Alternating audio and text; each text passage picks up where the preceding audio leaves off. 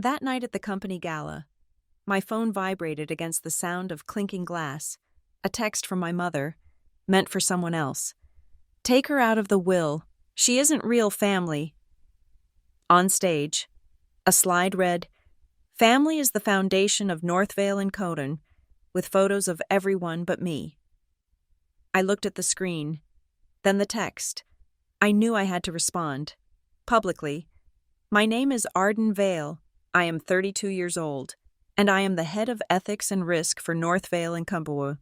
Tonight, I was standing just behind the heavy velvet curtain, stage left, in the grand ballroom of the Crown Pier Hotel, and I was watching my family lie. The event was Founders' Night.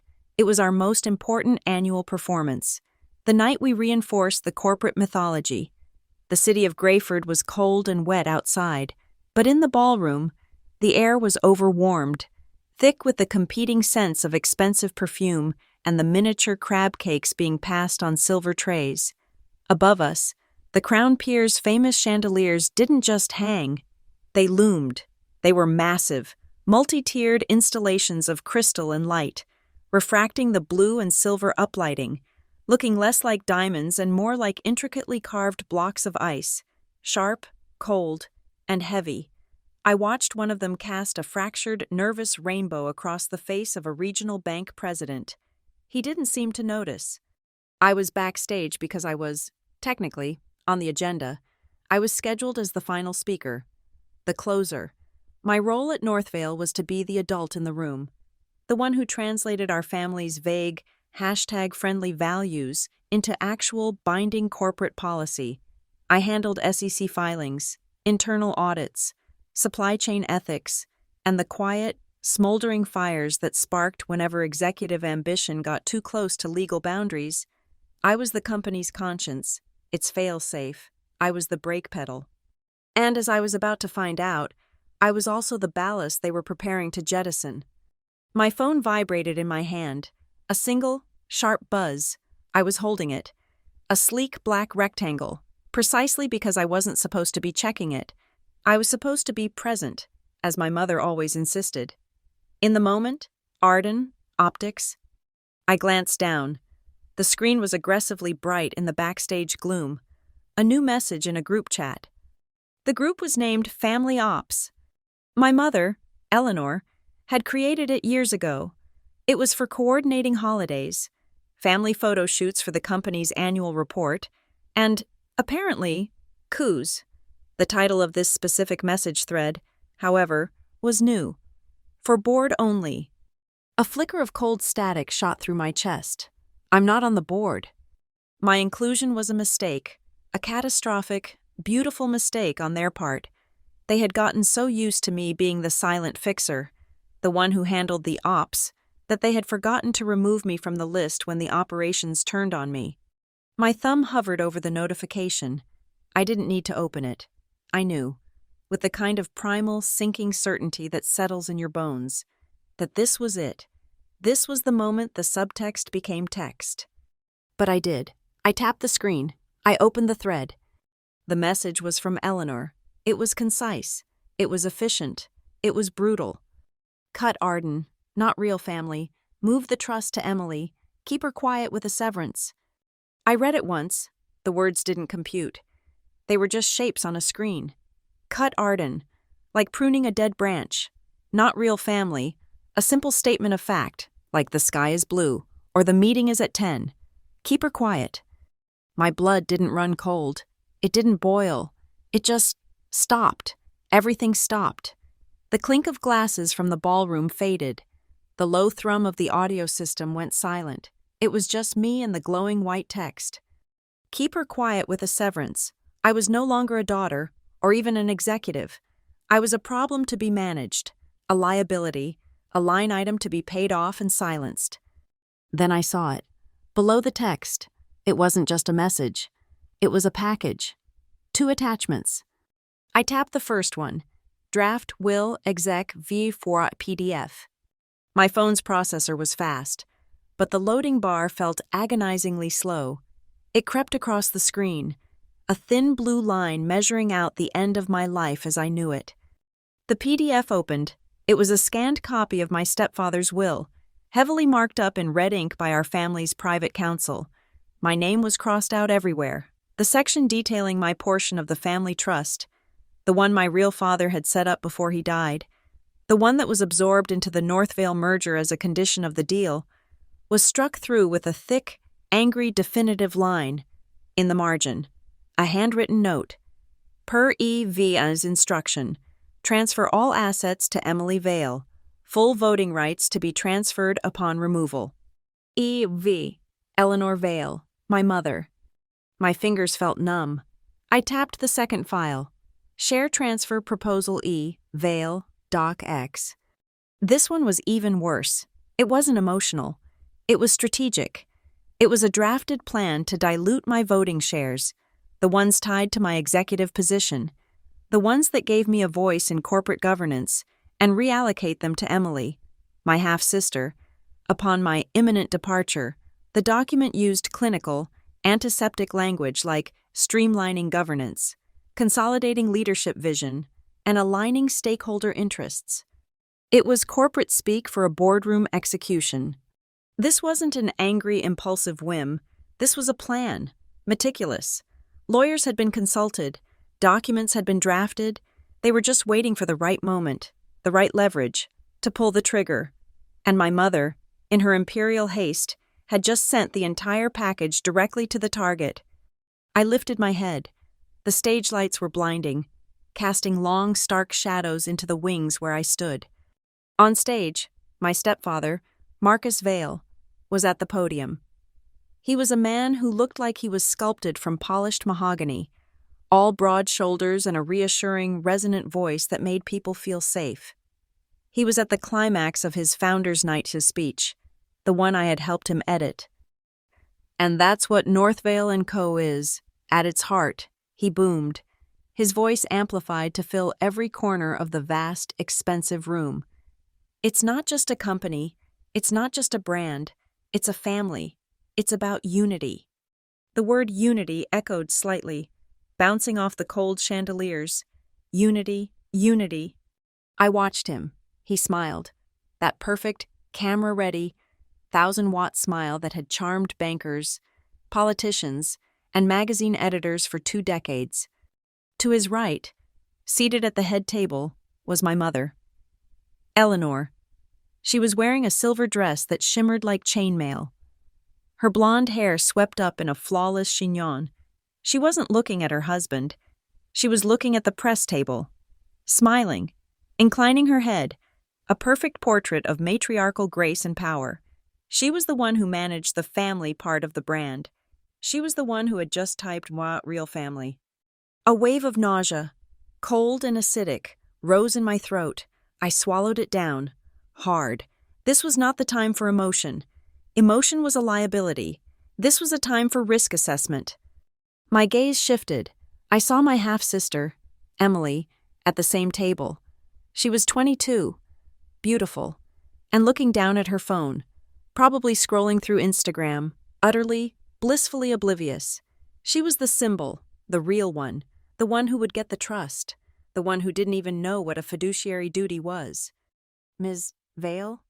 I flinched, a sharp, involuntary jerk. A young woman in a black polo shirt and a communications headset, one of the event crew, was whispering at my elbow. "Sorry," she whispered, her eyes wide with the terror of someone interrupting a veil. You're on right after the Legacy Awards. That's in 5 minutes. Is your slide deck ready?" She pointed to the laptop on the tech table, glowing in the dimness. I looked at her. Her name was Sarah. Yes, Sarah. She looked like she was about to bolt. I gave her a smile. It felt brittle, alien, like a thin sheet of ice cracking across my face. "Yes, Sarah. It is. Thank you." She nodded, visibly relieved, and scurried away into the darkness. I turned to the tech table. My USB drive was already plugged in. It was a small, silver thumb drive, engraved with the Northvale logo, the one they gave to all senior executives. On the screen, my presentation file was already open, waiting. Risk Controls Q4 PTX. My presentation, It was a dry, 10-minute talk about SEC compliance, new data privacy regulations, and the importance of our corporate whistleblower hotline. It was the ethics part of the evening, the corporate vegetables everyone had to endure before the dessert and dancing. I moved the mouse. The cursor hovered over the file name. Keep her quiet with a severance. My hand was perfectly steady. I right-clicked, rename. My fingers flew across the keyboard. The new title was simple: Truth Controls, PTX. I didn't just rename the file. I opened it. The title slide appeared. Q4 Risk Controls and Projections. I highlighted the text. Delete. I typed a new title: Truth Controls, a case study in fiduciary and ethical failure. I wouldn't have time to build a new deck. I didn't need one. My mother had just sent me all the exhibits I would ever need. On stage, the applause swelled. Marcus was finishing. The MC, a local news anchor with a blindingly white smile and an empty gaze, stepped back up to the podium. "Thank you, Marcus Vale. What a powerful message about family," he chirped. "And now, ladies and gentlemen, let's honor the entire North Vale founding family. Please welcome to the stage Marcus, Eleanor, Emily, and Arden Vale." The spotlight hit me. It was hot and white, an unblinking eye that turned the comforting darkness of the wings into a stark, empty void. I could hear the polite applause, a wave of sound from an invisible ocean of people. I didn't move. I just stood there, bathed in the white-hot light, my phone in one hand, the laptop mouse in the other. I could feel the silence backstage stretch. I could feel the MC's smile tighten. I could see my mother, at the front table, turning her head, her smile freezing as she saw me just standing there, not walking, not moving. Her eyes narrowed, a flicker of annoyance, then confusion. I held her gaze from across the room. Then, slowly, I turned back to the laptop. My fingers moved again. I opened my email client.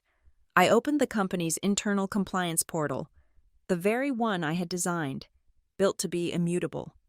I created a new message. I forwarded the entire Family Ops thread, the text, the PDF, the Word doc, to the secured, off-site, encrypted compliance server. I copied our external auditors and the whistleblower report inbox, which I knew created an instant, undeletable legal record that federal law protected. The email system was instantaneous. Message sent. The digital bomb was armed. The evidence was logged, time-stamped, and safely outside my mother's control. I looked up at the stage. The MC was fumbling, his patter dying. A round of applause for the Vale family." Marcus and Eleanor were walking onto the stage, their smiles looking painted on. Strained, Emily followed, looking confused, her phone still in her hand. They were waiting for me. The family.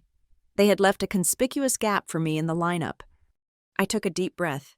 The air felt cold again, sharp in my lungs. I would not be kept quiet. I would not be cut. They wanted to do this in the shadows, in a sterile lawyer's office, with a confidentiality agreement and a check. They wanted to erase me quietly, efficiently. A single thought crystallized in my mind, hard and clear as the chandeliers above. 3 words. In public. I picked up my USB drive. I would not be joining them on stage for the family photo op. I would be waiting for my scheduled presentation, right after the awards. I smiled. I was, after all, the head of ethics and risk, and I had just identified the single greatest risk in the company's history, and I was about to control it. I'm not a fan of applause. It's an empty noise, a social obligation traded for the promise of dessert. The polite patter of hands that followed the Legacy Award presentation washed over the ballroom, a meaningless tide of sound. From my vantage point in the wings, I watched the bank's CEO hand my mother a crystal obelisk. She accepted it with that practiced dip of the head, a gesture of faux humility she had perfected over 2 decades. She was grace personified. She was also a thief. My phone felt cold and heavy in my hand, weighted with the toxicity of the message it held. Not real family. My family, The Vales. We were a poster. We were the calendar family of Grayford. My childhood was a series of meticulously staged photographs. Christmas at the Children's Hospital. All of us in coordinating cashmere sweaters. Summer. Sailing at the Grayford Yacht Club. All crisp white linen and engineered smiles for the cover of Society Monthly. I was in those photos. Always. But I was the bookend. I was always placed at the extreme edge of the frame, angled slightly away, as if I were about to take a step and leave the shot. In the infamous 2008 Generations of Giving photo, the one they used for the Foundation's annual mailer, I am standing behind a large, ornate ficus plant. My face is half obscured by a waxy green leaf. It was the perfect metaphor for my entire existence. Present, but not participating. Necessary for the composition, but not the subject. Eleanor, my mother, was the chief curator of this image. She assigned the roles. Marcus, my stepfather, was the visionary. He was the resonant voice, the handsome patrician face that charmed Wall Street and handled the media. My half-sister, Emily, was the symbol. She was youth, beauty, the genetic proof of the Vale dynasty's bright future. And I was the practical one. Arden is just so wonderfully practical, Eleanor would say, the word landing with a thud. She made it sound like a condition. She said it the way one might describe a sturdy pair of shoes, a reliable sedan, or a household appliance. Necessary, functional, devoid of inspiration. I embraced practical. I turned it into a weapon. I didn't go to the East Coast liberal arts college Eleanor had picked out for me, the one with the lovely campus and the right social connections. I went to Wharton. I did it on a full academic scholarship, a fact that annoyed them. I studied statistics, forensic accounting, and corporate risk management. I didn't just learn how to balance books. I learned how to find the rot beneath the floorboards. After graduation, I didn't come home. I went to New York and spent 8 years at a Big Four firm, becoming the person companies hired when they suspected a senior executive was stealing them blind. When my graduation photo was taken, me, looking severe in my cap and gown, holding the summa cum laude certificate, they didn't attend. They were launching a new initiative in Grayford, but they did ask for a high-resolution copy of the photo. A year later, I found it. It was splashed across a full page of the North Vale and Comash Diversity and Opportunity brochure. North Vale believes in empowering the next generation of leaders. The caption read, "They had used my image, the one I had earned entirely on my own, to illustrate their fictional commitment to meritocracy. The irony was so thick it was suffocating. 3 years ago, they had recruited me back. Hard. They didn't want me, but they needed me. The board was getting nervous about related party transactions, and their stock price was twitchy. They needed a legitimate, practical head of ethics and risk, someone with a pristine, independent reputation. I was the perfect hire. I was the shield. I came back, thinking, perhaps naively, that I could fix the structural issues, that I could protect the company from them. It started at the family dinners. They were never dinners. They were strategy meetings held under a massive dark portrait of Marcus's grandfather. They didn't discuss life. They discussed optics, KPIs, influencer engagement, optimizing hashtag performance for the foundation. I remember one dinner last fall, the static white porcelain plates, the heavy silver, so cold it hurt the teeth. "We're leaning into transparency as the Q3 keyword," Marcus announced, swirling his wine. I put down my fork. The clink of silver on china was the only sound. "That's an interesting angle," I said, my voice cutting through the warm dining room air. "If we're genuinely embracing transparency, perhaps we should start with our minority shareholders. They've been filing requests for a clearer breakdown of the executive compensation structure and the intercompany loans between North Vale and the Legacy Fund." The room went utterly silent. The air crackled. You could hear the faint hum of the wine fridge in the butler's pantry. Emily looked up from her phone, confused. Marcus's smile tightened, the muscles in his jaw bunching. Eleanor leveled a gaze at me. the same gaze she used on an incompetent caterer. "Arden, please," she said, her voice a low, cold vibration. "We are discussing branding, not balance sheets." "The brand is built on the balance sheet." "Eleanor," I said. Marcus let out a short, sharp bark of a laugh. "Leave the numbers to the bean counters. Arden, that's why we have you." It was a dismissal, not an answer. Translation: do your job, but don't you dare do it where we can see it. That was the night I stopped trying to fix the company and started documenting its eventual failure. My practical mind doesn't let go of a thread. I started pulling. Last year, I found the first definitive proof. The Community Legacy Fund, our flagship family charity, the one that won them the Crystal Obelisk tonight. It was a private slush fund, a very simple, very illegal one. I traced the wire transfers, tens of thousands of dollars moving from the tax-exempt 501c3 account to a shell company called Pine & Sons Events. Pine & Sons Events had only 3 clients: Northvale, the Legacy Fund, and Eleanor Vale. Personally, it had paid for Emily's 21st birthday party, a lavish equestrian-themed blowout. It had paid for an anniversary trip to Tuscany for Marcus and Eleanor. It was tax fraud, plain and simple. I confronted Eleanor privately, in her white-on-white office, presenting her with the wire confirmations. I tried to frame it as a compliance error, an oversight by accounting.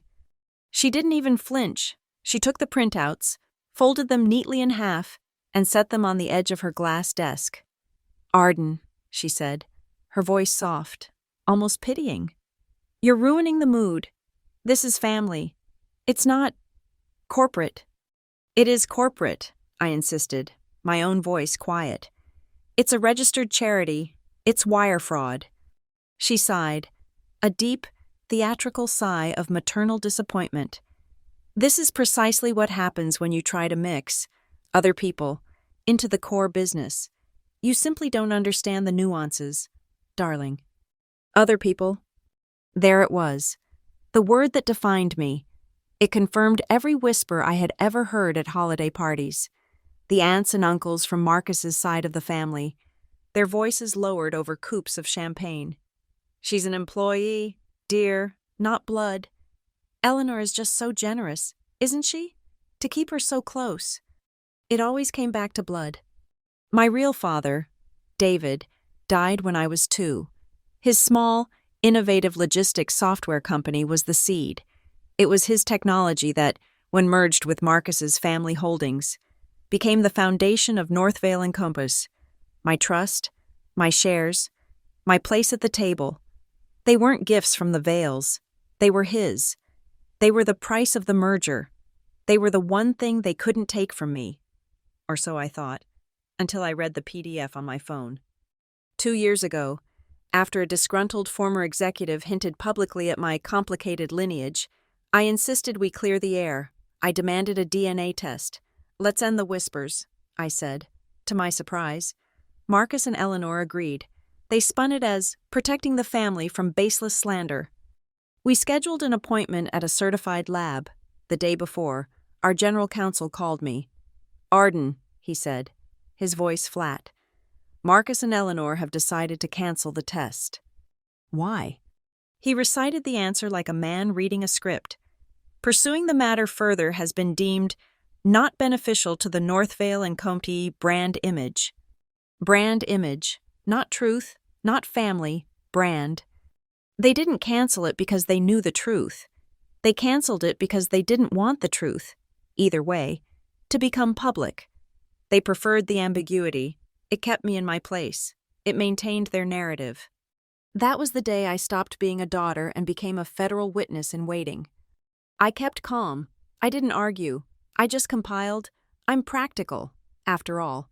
I built my own private risk controls file. Not the one for the board, the one for me. I created a log. Every invoice from Pine & Sons Events, every email from Marcus telling me to handle a regulatory inquiry quietly, every meeting invitation for family ops that I was conspicuously left off of, photos of backdated contracts. And I started carrying my recorder. It's a simple, beautiful piece of technology. Brushed aluminum, no bigger than a Zippo lighter. It looks like a high-end vape or a miniature perfume atomizer. It has 200 hours of storage and a voice-activated, studio-quality microphone. It's always in my pocket. It was in my pocket during that family dinner. It was on the credenza. Recording. When I confronted Eleanor about the charity fraud, it was active in my hand. Recording. When the general counsel called to cancel the DNA test. They never noticed. They saw the practical daughter, the employee, the girl half hidden by the ficus leaf. They saw what they wanted to see. They never, ever imagined that the not real family member, the one they were about to keep quiet with a severance, was the only person in the entire organization who knew where every single body was buried. They had built a house of cards on a foundation of branding and lies, and they had put the only person who understands structural integrity in charge of the inspection. They thought I was the gatekeeper of their secrets. They never realized I was the gatekeeper of the law. From the stage, the MC's voice shatters my thoughts. The bank CEO is gone. The crystal obelisk is on the table, refracting the icy light. And now, the MC booms, his voice slick with false enthusiasm, to present our final keynote of the evening, a look at corporate diligence and the future of governance. Please give a warm Founders Night welcome to Northvale's own head of ethics and risk, Ms. Arden Vale. The spotlight hits me. It's hot, white, and absolute. The applause is polite, obligatory, the sound of people waiting to be released to the open bar. I pull the brushed aluminum recorder from my jacket pocket. I don't need to turn it on. It has been on all night. I look at the silver USB drive in my other hand. Truth controls. X. I walk out of the wings, my heels clicking precisely on the floor. I walk into the blinding white light, toward the podium. I can see them in the front row. Marcus, looking proud. Emily, looking at her phone. And my mother, Eleanor, smiling, that perfect, placid, brochure-ready smile. I step up to the podium. The light is so bright, I can't see the audience anymore. It's just me, the microphone, and the laptop. Showtime. I didn't give the speech that night. The moment I failed to join the founding family on stage, I saw the blood drain from my mother's face. From across the ballroom, I watched her smile stiffen, her eyes narrow into two glacial slits. She understood. She knew I had seen the message. The MC, a man whose entire career depended on Northvale ad revenue, saw her frantic, almost imperceptible cut signal. He faltered, his professional veneer cracking.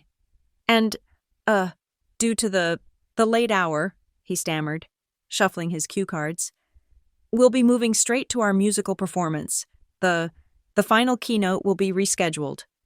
The lights dimmed, a jazz trio began to play, and the bar was declared open. The crisis, for the guests, was averted. It was a masterful, desperate recovery. They had unplugged my microphone before I could even speak. I didn't stay for the cocktails. I walked out a side exit into the cold, damp Grayford night, the polite applause for the band fading behind me.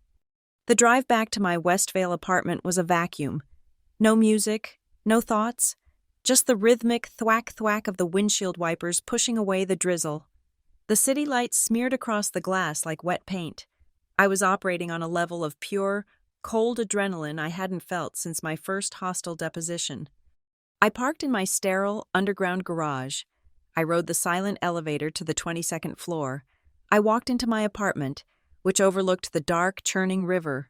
The only sound was the electronic click of the deadbolt sliding into place. The silence lasted exactly 15 seconds. My phone buzzed on the cold granite countertop. A private text message. From Eleanor. Oops, you weren't meant to see that. I stared at the glowing white text. Oops? Not, I'm sorry. Not, we need to talk. Not, that was a mistake. Just, oops? It was the most brutally honest and contemptuous thing she had ever said to me. It was an admission and a dismissal in one, the digital equivalent of knocking a priceless vase off a pedestal and shrugging at the maid. It confirmed the intent. The mistake wasn't the plan. The mistake was me seeing it. I didn't reply. I knew what came next. The oops was the informal warning. The formal execution would follow. I didn't sleep. I sat in my Eames chair, watching the city lights bleed into the pre-dawn gray, and I waited. It came at 7:04 a.m., not a text. This was official. An email. Delivered to my personal account, not my corporate one. They were already isolating me. It was from Eleanor's executive email, CCing Mark Harrison, our general counsel. Subject: Mutual Separation Agreement. Confidential. The body was short, scrubbed clean of any human warmth. Arden, following recent discussions about your future alignment with Northvale's long-term strategic vision, we have prepared a generous mutual separation package. We believe this is in the best interest of all parties. Please sign and return the attached by 5:00 p.m. EOD this Friday to ensure a smooth and amicable transition. Generous, alignment, amicable, the antiseptic vocabulary of a boardroom execution. I opened the attachment, NDA Separation A, Vale, PDF. My breath caught. This wasn't a standard severance. This was a digital Iron Maiden. They were offering me 5 years' salary, a generous sum. In return, I was to immediately and irrevocably transfer my voting shares to an escrow account. Shares tied to my real father's legacy. Shares that were supposed to be moved to Emily. I was to resign all executive positions, effective immediately. And then, the poison. The agreement was contingent on a non-disclosure, non-disparagement clause that was thicker than a mortgage application. It covered everything, internal and external, in perpetuity, across all known and future forms of media. But the real stiletto, the part that made my blood run cold, was buried in Schedule B. Section 4. Destruction of materials. As a condition of this separation and payment, it read, A. Vale agrees to certify the permanent and irreversible destruction of all personal notes, logs, drafts, and risk assessments, digital or physical, compiled during the previous 24-month period, deeming them transitory and unofficial drafts and not the property of Northvale and Co. They weren't just firing me. They weren't just disinheriting me. They were asking me, the head of ethics and risk, to commit a felony. They wanted me to perform the spoliation of evidence. They wanted me to delete my entire investigation into the Legacy Fund, into Pine & Sons events, into the wire fraud. They were trying to make me their paid accomplice on my way out the door. This was their leverage. This was the keep her quiet part. They thought I'd be so broken by the not real family text, so desperate for the money, that I would sign my name to a federal crime just to walk away rich. They had just pushed me to the edge. They expected me to jump. They had no idea I was practical. I don't jump. I build a legal case. I sat at my desk. My hands were perfectly steady. I composed my reply, addressed to both Eleanor and Mark Harrison. I acknowledge receipt. 2 words, no emotion, no argument, a perfect, neutral, legally binding statement that I had received the offer. I hit send at 7:08 a.m. The counter-retaliation was instantaneous.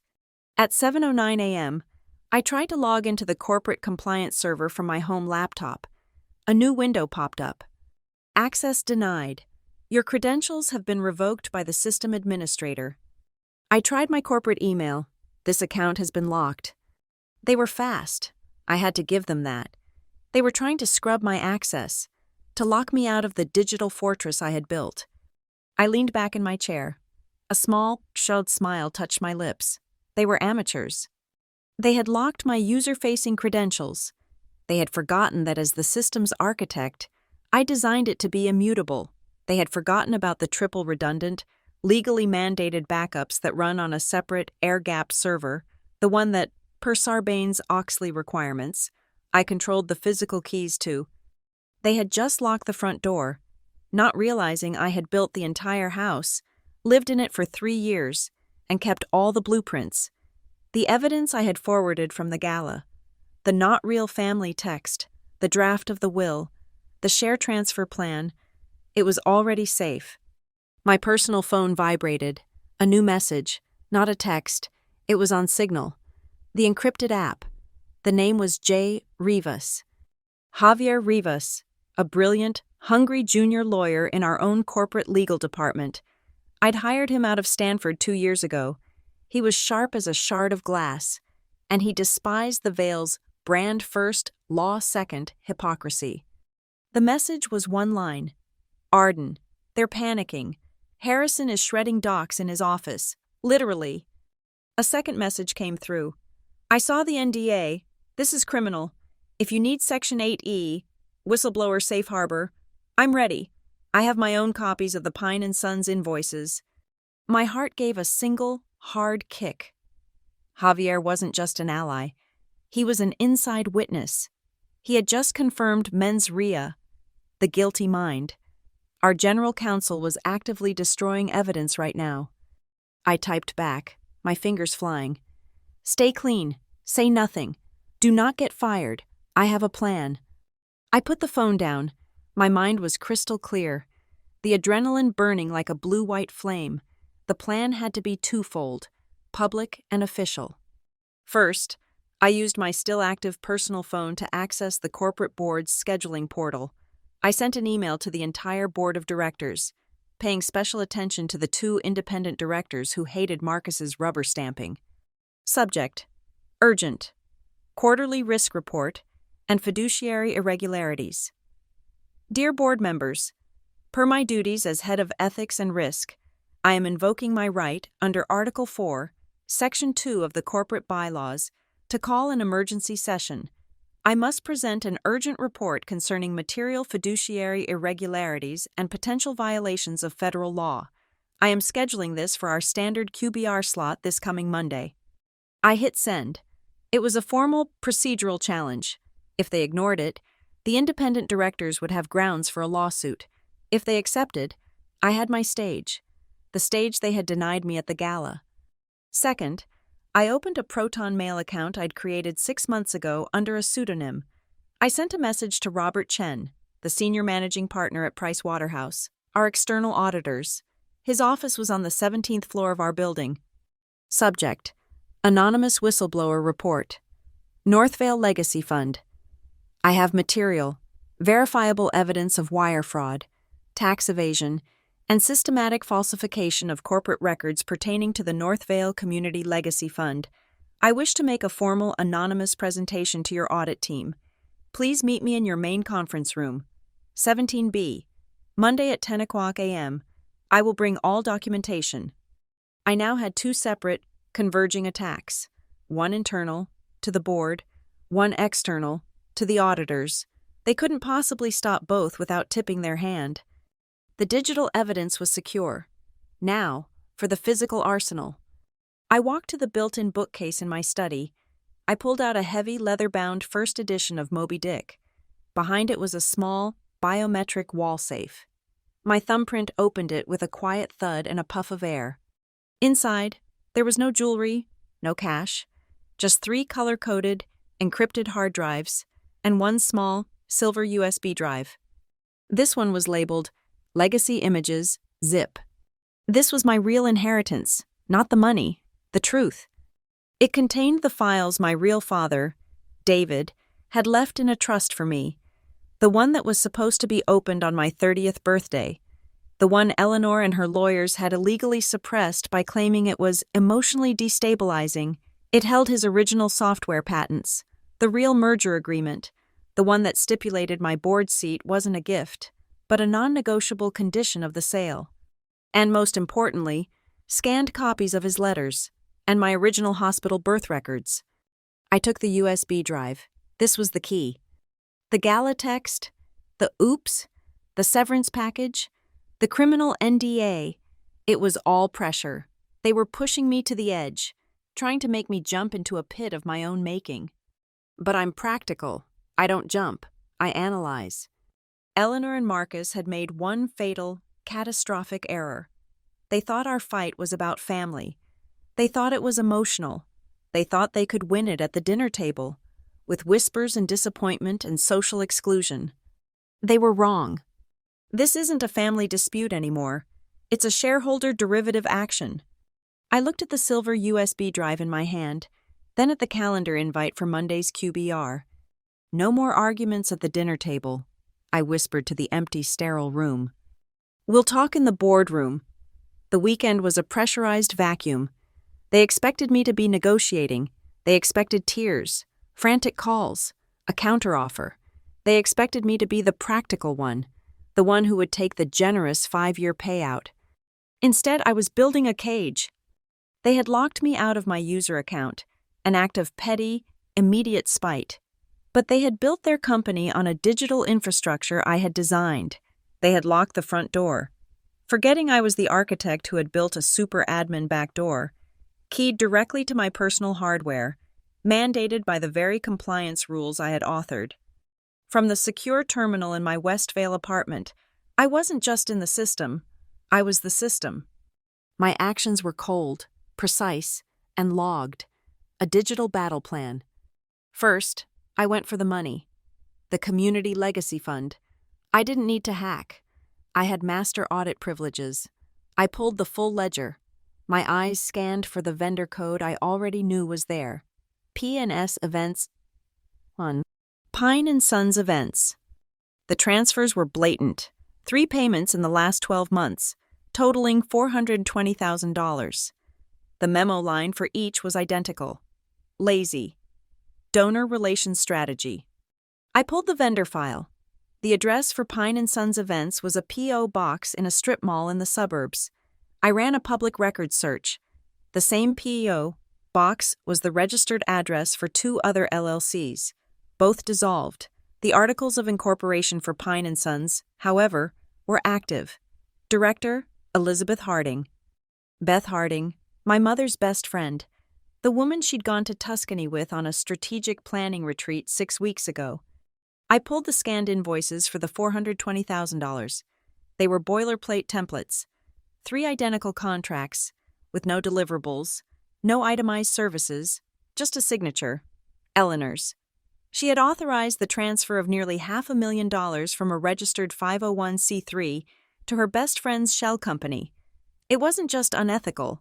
It was sloppy, arrogant, indictable wire fraud. Now, I needed the why. This wasn't just about stealing Pepakal. It was about narrative. I accessed the marketing server. I went to the fundraising assets folder. Inside was Donor Outreach FY24. I opened the PDF proof for the annual High Donor Solicitation brochure, the one that raised millions based on the Vail Family First brand. My stomach didn't drop. My resolve hardened into something adamantine. I stared at the photos. There was the family, laughing on the steps of the Grayford Museum. I remember that day. It was cold, and I was standing on the far left. But in this photo, I wasn't. The stone step where I had stood was perfectly, seamlessly empty. They hadn't just cropped me, they had digitally erased me. I scrolled. Another photo. The annual Day of Service, the whole family posing in matching t-shirts. My spot was empty again. They were actively, systematically removing me from the family image. They were using this fabricated, photoshopped image of family unity to solicit tax-deductible donations, and then funneling those donations into their personal travel fund. It was the perfect closed loop of their hypocrisy. This was Exhibit C. Next, who gave the order? I needed the digital fingerprint. I accessed the administrative system logs for the company intranet, the internal website. I filtered for edit events on the leadership page, specifically the Our Family profile. A log entry pinged. Timestamp: 23:43:11, Wednesday, October 22nd. User: E. Vail Admin Exec. Action: User profile delete. Target: A. Vail profile ID 004. IP address: 72.44.13.1. I ran the IP. It was the static, private address for the Vail family compound. My mother, 2 days before the gala, staying up late at night to personally delete my employee profile from the family page. This wasn't delegation. It was personal. It was the digital precursor to the text message. It was proof of intent. It was time to lock them in the cage. Javier Rivas, my man on the inside, had warned me that our general counsel, Mark Harrison, was shredding physical documents. He would be purging digital ones next. I had to stop him. I opened the Legal and Compliance Master Console. As the head of ethics, I had the authority to do this. Initiate. Legal hold. Case name, L. Hold, 2025-004. Routine. Q4 audit. Scope. All mailboxes, cloud servers, and local drives for users. Veil. M. Veil. M. Harrison and the entire payable debt. Reason: preservation of records pending routine external audit. I pressed the execute key. Instantly, across the Northvale network, a silent, irreversible command froze every piece of data associated with them, every email they had sent, every file they had drafted. Every document they thought they were deleting would now be secretly preserved in a shadow archive, flagged for legal review. Harrison could shred all the paper he wanted. I had just frozen his entire digital life. He was trapped in his own data, and he didn't even know it. Now for the weapon. I opened a new PowerPoint file. The template was blank. White background, black Arial font. This wasn't a marketing deck. This was a bill of indictment. Slide 1. Real family else real fiduciary. Slide 2. Exhibit A. The Family Ops Communication. Oxt 24, 8:17 p.m. A high-resolution screenshot of my phone. Cut Arden, not real family. Slide 3. Exhibit B. The Mutual Separation Offer. Oxt 25, 7:04 a.m. A screenshot of the email, with the destruction of materials clause from the NDA highlighted in red. Slide 4. Exhibit C. The Legacy Fund Loop. A simple, brutal flowchart. Community Legacy Fund. Pine & Sons Events. Dear E. Harding. Personal expenses. Slide 5. Exhibit D. The Erasure. A 2-column slide. Left. The original photograph of the family. Right. The photoshopped, me-less version used in the fundraising brochure. Slide 6. Exhibit E. The digital fingerprint. A clean screenshot of the system log. User. E. Veil, admin, exec. Action. Delete. A. Veil. Slide 7. The remedy. Independent investigation and fiduciary duty.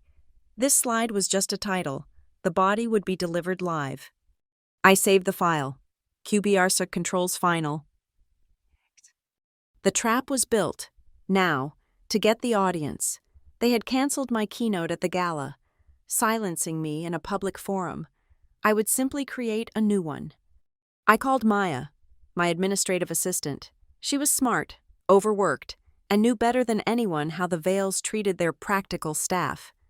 Maya, I said, my voice perfectly level. I need you to schedule a meeting for Monday at 10 a.m. You're sending it from my authority as head of ethics. Of course. Arden, she said. I heard the click of her keyboard. The board meeting? That too, but a different one first. I want you to book the Rivermont Hall. A pause. The Rivermont Hall was our 500-seat auditorium. Arden, that's for all hands meetings, not QBRs. This one is, I said. Title the invitation, Public QBR, a town hall on controls and culture. Invite the all-company global email group. Another pause, longer this time.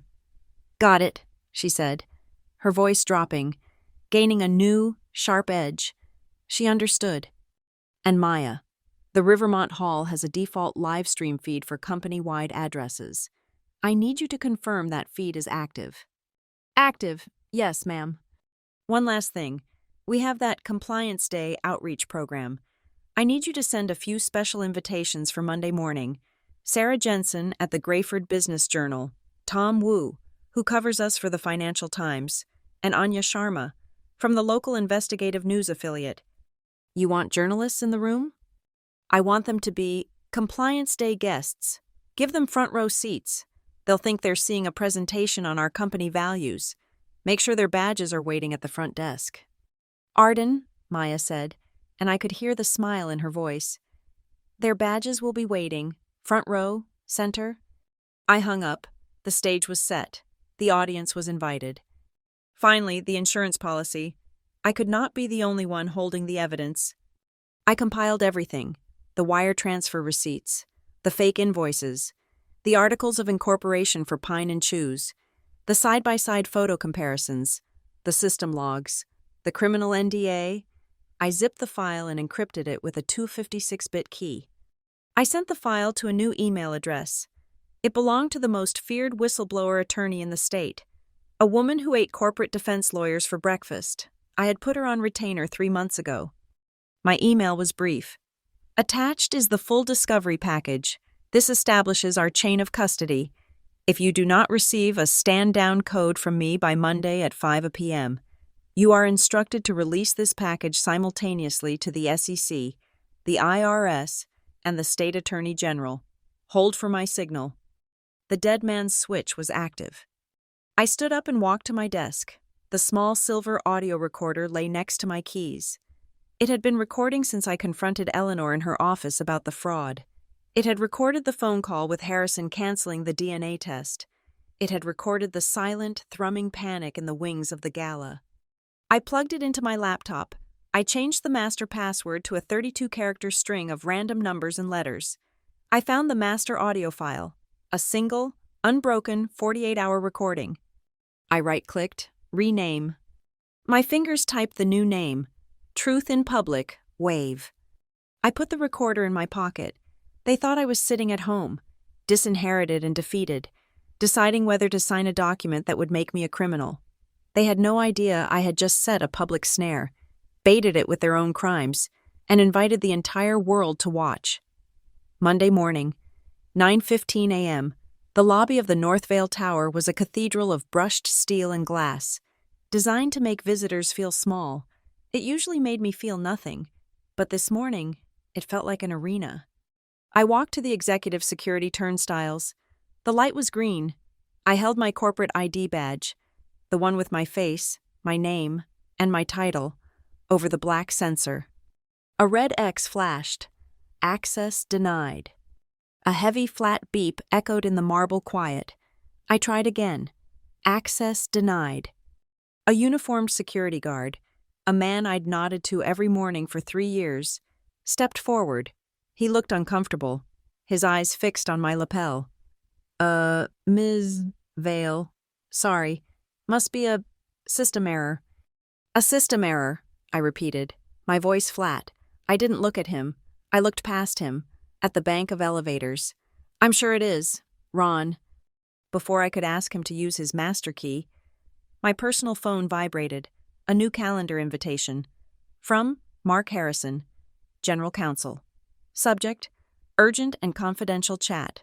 Location: Conference Room 34A, Executive Suite. Time: now. He had set the system error. They were intercepting me. They had seen my board meeting request. They had seen Maya's all-company town hall invitation. And this was their counter-move. They were trying to divert me, to corner me on their turf before I could get to mine. Ron, I said, sliding my phone back into my pocket. Mr. Harrison is expecting me. Can you badge me up to 34? Relief washed over his face. He was off the hook. Yes, ma'am, right away. He swiped his own card, and the glass gate slid open with a pneumatic whoosh. I stepped through. The game was accelerating. Floor 34 was the executive sanctum. The carpet was twice as thick, the air twice as quiet. The art on the walls wasn't corporate leased, it was family-owned. Conference Room 34A was at the end of the hall, a glass box designed for intimidation, with a sweeping, uninterrupted view of the Grayford skyline. When I walked in, they were already there. Not just Mark Harrison, our general counsel, looking rumpled and nervous, a stack of papers in front of him. Eleanor was there. She was standing by the window, looking out at the city. a portrait of serene power. She turned as I entered, and the scent of her perfume, Frederic Malle's Portrait of a Lady, hit me like a physical blow. It was a complex, overwhelming scent of rose and patchouli, a scent I associated with my entire childhood, with every staged photo and every icy dismissal. "Arden," Mark Harrison began, his voice attempting a friendly chat tone that landed like gravel. "Thank you for joining us. We saw your communications over the weekend, and frankly, we're all a bit concerned." "Concerned," I repeated. I remained standing. I did not take the offered chair. "Concerned," he continued, shuffling his papers, "that you're acting rashly, under duress. The gala, we understand. It was an emotional shock." He slid a new document across the polished mahogany table. It was thick, bound in a blue legal folder. "This," he said, tapping it, "is a revised offer. We've taken your distress into account. We're prepared to make this much more comfortable for you. 10 years. Arden, 10 years salary, full health benefits in perpetuity, and will accelerate the vesting of your non-voting stock options." It was an obscene amount of money, a king's ransom to buy my silence. "The conditions," I said. It wasn't a question. Harrison's eyes flickered toward Eleanor. She hadn't moved. She just watched me, a small, sad smile on her face. "The conditions are mutual," Harrison said. "We're a family, Arden, families. They have misunderstandings, but they resolve them privately." He slid a second, single sheet of paper over. "This is just a formality. We need you to retract your communications to the board and the external auditors. You'll state they were made in error, a result of professional burnout and personal distress, a simple admission of overreach, a minor professional error." I looked at the paper. It was a pre-drafted confession. I, Arden Vale, do hereby retract. Professional judgment was compromised. I admit to unauthorized dissemination of transitory drafts. They weren't just asking me to destroy evidence. They wanted me to label myself as unstable and unfit. They dangled a huge payout if I'd sign a statement that would amount to my own professional erasure. It wouldn't only silence me, it would rewrite my record and undermine my credibility. So any future claim I made could be waved away by pointing to that document. They weren't just asking me to destroy evidence. They wanted me to label myself as unstable and unfit. They dangled a huge payout if I'd sign a statement that would amount to my own professional erasure. It wouldn't only silence me, it would rewrite my record and undermine my credibility. So any future claim I made could be waved away by pointing to that document. It was brilliant, and it was vile. Eleanor finally spoke. Her voice was soft, melodic, the one she used with massive donors. "Arden, darling, look at this." She gestured to the window, the city. "This is what your father, what David, helped build. You're upset. We know that. But don't burn down your own legacy over a misunderstanding." She walked over, her heels silent on the plush carpet. She stood beside me. She didn't touch me, but the cloud of her perfume was suffocating. She leaned in, her voice dropping to a whisper. "For me alone. Sign it, Arden. Take the money. Go to Paris. Go to Singapore. Buy a life. You're practical. Be practical now. You will thank me for this later." My blood was humming. "You will thank me later." The same tone she used when she'd forced me to go to boarding school. The same tone she'd used when she canceled the DNA test. It was the tone of absolute, unassailable maternal authority. The tone of a woman who had never, not once, been wrong. I looked at the confession. I looked at Harrison's sweaty, expectant face. I looked at Eleanor's calm, queenly expression. "A pen?" I said. Harrison almost tripped over himself, pushing a heavy, gold-plated Mont Blanc across the table. Eleanor smiled, a genuine, relieved smile. She thought she had won. She thought the practical girl had made the practical choice. I picked up the pen. The weight of it was obscene. I uncapped it. I placed the confession. Schedule C. retraction of claims, on top of the main separation agreement. Then, I put the pen to the paper. But I didn't sign. I moved to the non-disclosure clause. Section 9. The one that forbade me from ever disclosing, discussing, or otherwise communicating any information to any party, public or private, in perpetuity. With a single, black, definitive stroke, I drew a line through the entire paragraph. Eleanor's smile vanished. Harrison's mouth fell open. Arden, what are you? I'm adding an addendum, I said, my voice cutting through the quiet room. I wrote, in clean block letters, in the margin. Except as required by federal law, state law, or as obligated by fiduciary duty to the corporation and its shareholders. I put the cap back on the pen. A sharp, definitive click. I pushed the document back toward Harrison. He stared at my edit, then at me, his face pale. This negates the entire agreement. This isn't, you can't. I can, I said. You're asking me to sign a document that aids and abets wire fraud, tax evasion, and potential mail fraud.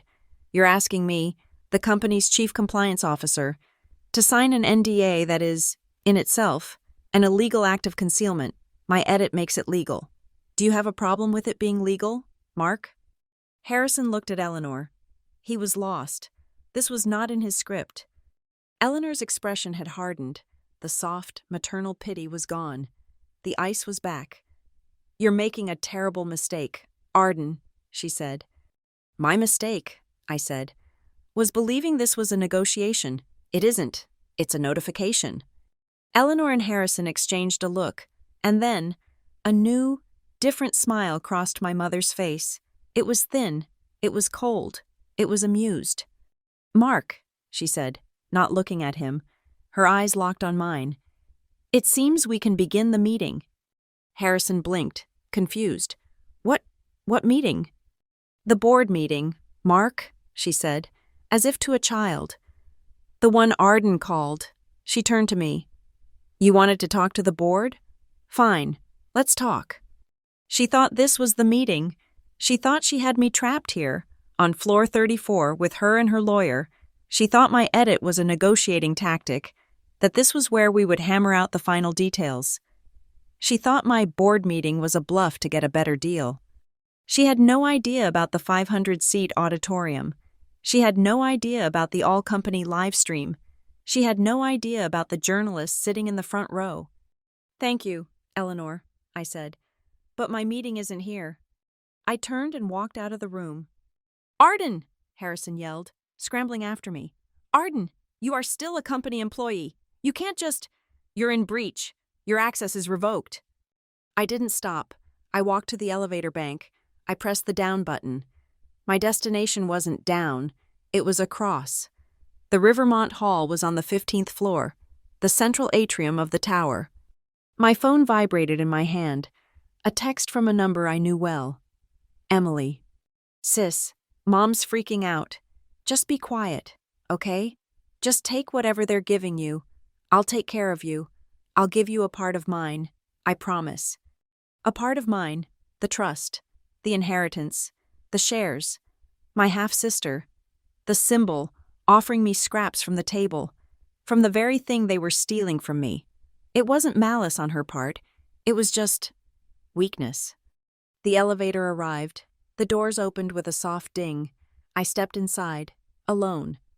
I pulled up my files. I found a document I had saved 6 months ago. It was a scanned copy of a car financing agreement for Emily's new Tesla. She had been 21 and her credit was non-existent. The contract required a co-signer. My mother had co-signed. Except she hadn't. I had seen the original document. Emily's signature was real, the co-signer's signature. Eleanor V. Vale was a forgery, a very good one, but the metadata on the digital file, the one Eleanor had asked me to bury in the compliance archive, showed it had been signed on a day Eleanor was in Tokyo. A simple petty act of fraud, done to secure a car loan for her favorite daughter. I attached the image to my text thread with Emily. I typed one reply, like this. I hit send. The elevator doors slid shut. sealing me in the mirrored quiet. My phone did not vibrate again. The elevator descended. 9:58 a.m. I was on time. The doors opened on the 15th floor. The noise hit me first. The low, expectant murmur of hundreds of people. The Rivermont Hall was glass-walled. I could see it. It was full, packed. Employees stood along the back walls. And in the front row, I saw them. Sarah Jensen from the Journal, Tom Wu from the Grayford Financial Ledger, Anya Sharma from the news affiliate. Notepad open. My Compliance Day guests. On the massive 40-foot LED screen above the stage, the title slide I had created was already glowing. Public QBR, a town hall on controls and culture. I saw Maya by the tech booth. She saw me. She gave me a single. Sharp nod. The live stream was active. The entire global company was watching. The door to the hall opened. My heels clicked on the stone floor. I was no longer not real family. I was the only thing that was. I was practical, and I was about to be. The moment I stepped onto the stage, a hush fell over the Rivermont Hall. This was not the room they were expecting. The quarterly business review, the QBR, was normally a dry 50-person affair held in a beige conference room. This was a 500-seat auditorium. It was standing room only. Employees, managers, and senior VPs were packed shoulder to shoulder, drawn by an all-company invitation that promised a town hall on controls and culture. They were curious. They were confused. They smelled blood in the water. My heels clicked on the bamboo stage. The podium was a sleek, modern piece of brushed steel. The 40-foot LED screen behind me hummed, casting a bluish-white light. I could see Maya at the tech booth in the back, giving me a small, terrified nod. In the front row, I saw them.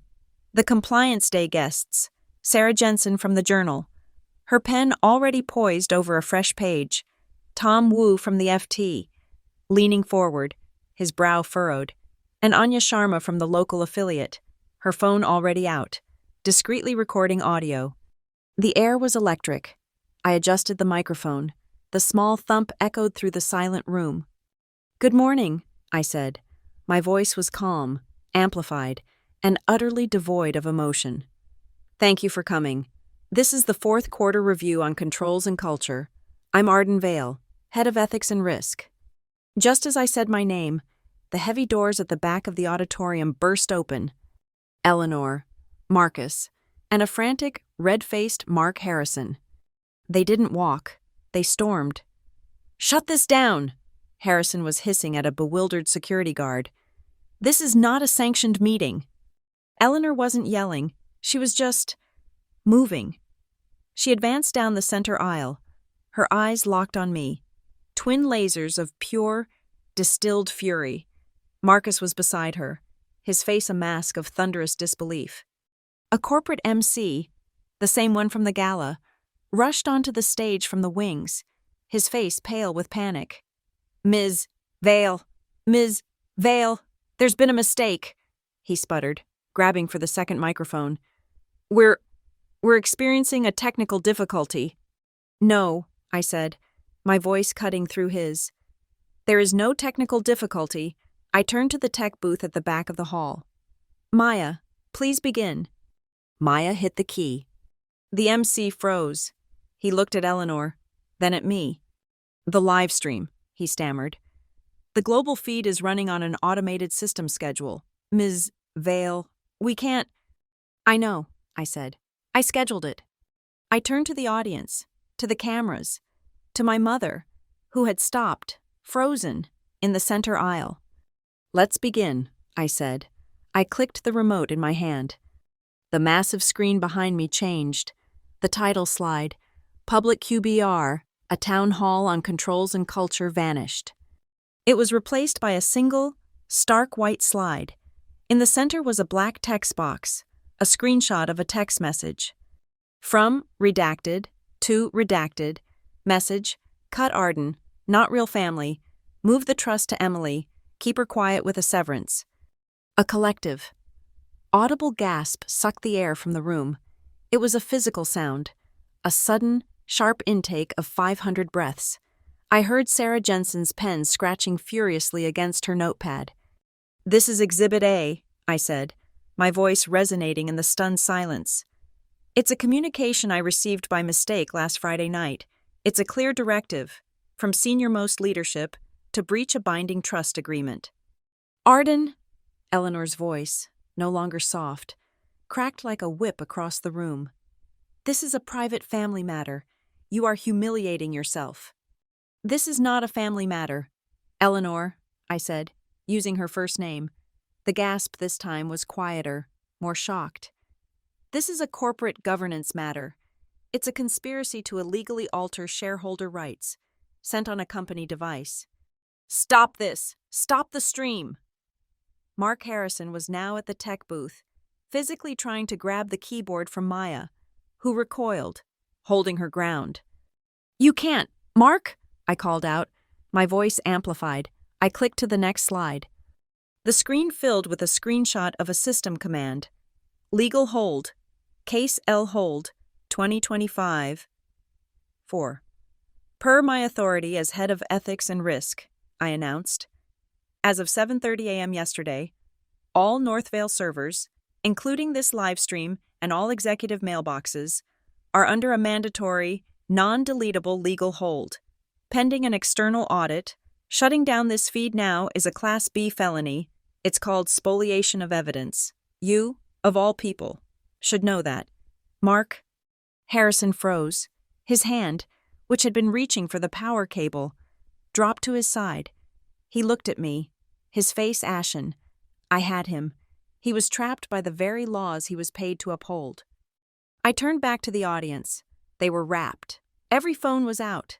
Every eye was on me. "Tonight," I said, "I was supposed to give a presentation on risk. Instead, I'll be giving a case study on cultural risk and on fiduciary duty." The slide from the gala, Truth Controls, finally appeared. "Fiduciary duty," I continued, "is a simple concept. It means that those in power, our board, our executives, must act in the best interest of the corporation and its shareholders, not in their own personal interest, not in their family's interest. Let's see how we're doing." I clicked again. The screen changed to a flowchart. A child could have understood it. A box on the left. Northvale Community Legacy Fund, 501c3. An arrow pointing to a box in the middle. Pine & Sons Events, LLC. An arrow pointing from that box to 3 smaller boxes on the right. Tuscany Retreat, $110,000. Equestrian Party, private, $85,000. Unspecified Consulting, $225,000. "This is our charity," I said, pointing. "This is the legacy we just won an award for, and this is where nearly $500,000 of its tax-deductible donations have gone in the last 12 months, to a shell company." I clicked again. The articles of incorporation for Pine & Sons Events filled the screen. Director, Elizabeth Harding. "Elizabeth Harding," I said, "is my mother's best friend. This is not philanthropy. This is wire fraud." The room was silent. Not a cough, not a shuffle, just the sound of my voice and the low hum of the projector. Marcus looked like he was going to be sick. Eleanor was motionless, her face white, her hands clenched into fists at her sides. "But this is about culture, too," I said. "The family culture we sell to the world." Click. The screen filled with the system log, the digital fingerprint. Timestamp, 23:43:11, Wednesday, October 22nd. User, E. Vale Admin Exec. Action, user profile delete. Target, A. Vale profile ID 04. "This is the log from our own intranet," I said calmly.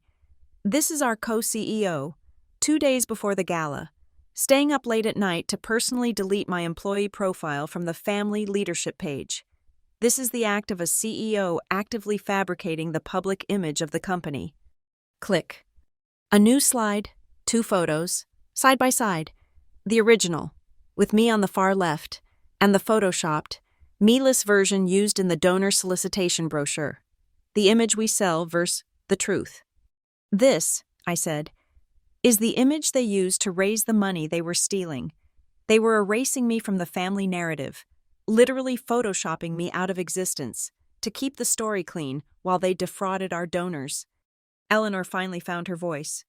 Lies, she shrieked. These are drafts, misinterpretations. This is slander. Is it, Eleanor? I asked. I reached into my pocket and pulled out the small, brushed aluminum audio recorder. I held it up to the microphone. This is from a family dinner last September, I said. When I was asked why I wasn't in the new round of marketing photos, I pressed the play button. The speakers, designed for 500-seat conventions, were crystal clear. Eleanor's voice, that smooth, melodic, unmistakable voice, filled the entire auditorium. Audio. Arden, it's just messy.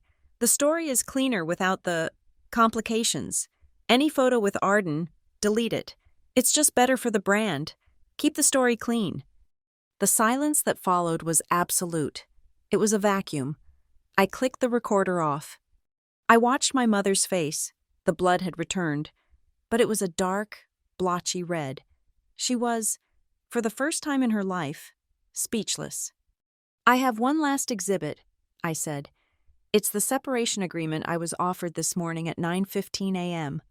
Click, the slide filled with the text from Schedule B. Section 4. I had highlighted the key phrase. A. Vail agrees to certify the permanent and irreversible destruction of all personal notes, logs, drafts, and risk assessments, digital or physical, compiled during the previous 24-month period. This, I said, my voice dropping, is the General Counsel of North Vale and Comau, Mark Harrison, attempting to buy my silence with 10 years' salary, but only if I agreed to sign my name to this, only if I agreed to destroy the evidence of the crimes I've just shown you. This is suborning perjury. This is conspiracy. This is the document they tried to force me to sign, after they knew I was on this stage. All eyes snapped to Mark Harrison, who looked like he was about to faint. He stumbled backward, knocking into a chair. This is not a family squabble, I said. This is a criminal enterprise, masquerading as a family company. They have breached their fiduciary duty. They have stolen from our charity. They have lied to our shareholders, and they have attempted to destroy the evidence. I took a breath. Now, this would normally be the part where leadership promises a full internal investigation. We're not going to do that. I looked to the second row. Mr. Robert Chen, are you here? A man in a conservative suit, who had been sitting quietly next to the journalists, stood up. He was the senior managing partner of our external audit firm, the man I'd emailed. Mr. Chen, I said, can you confirm, for the record, that your office received a full package of this evidence from me via an anonymous whistleblower portal last Friday? He nodded, his face grim. I can confirm. Ms. Vale, we received the package, and based on what I have seen this morning, I can also confirm that as of 10:30 a.m., our firm is initiating a full independent forensic investigation, and we will be notifying the SEC within the hour.